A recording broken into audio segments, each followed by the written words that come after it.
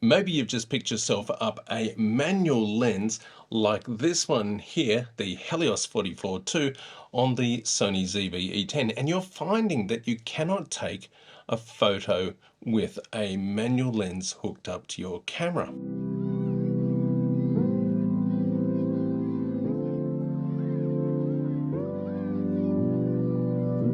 We can fix this, and it's a pretty easy fix. If you're new here, I'm Darren, I'm Creator61, and I love APS-C sensor cameras for what they can produce.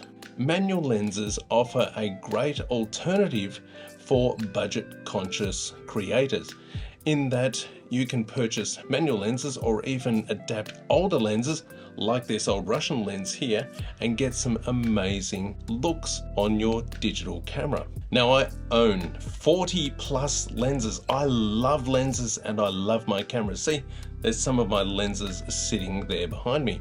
And it's amazing what we can produce with these cameras today.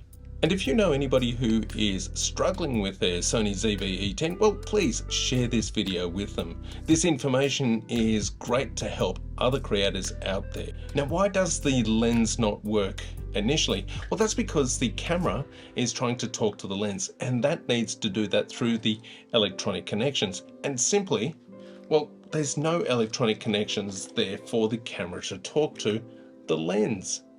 There is nothing there. And a very easy way to know that you're using a manual lens is there is no autofocus and there is no auto aperture.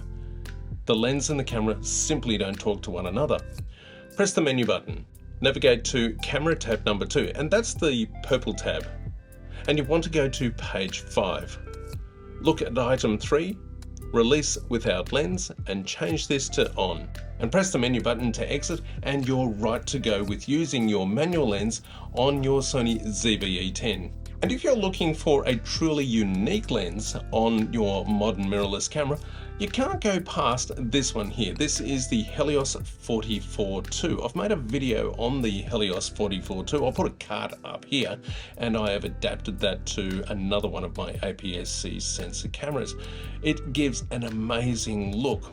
Manual lenses are generally cheaper than autofocus lenses and offer some absolutely fantastic rendering and great looks to your videos and photos, so they are well worth a try.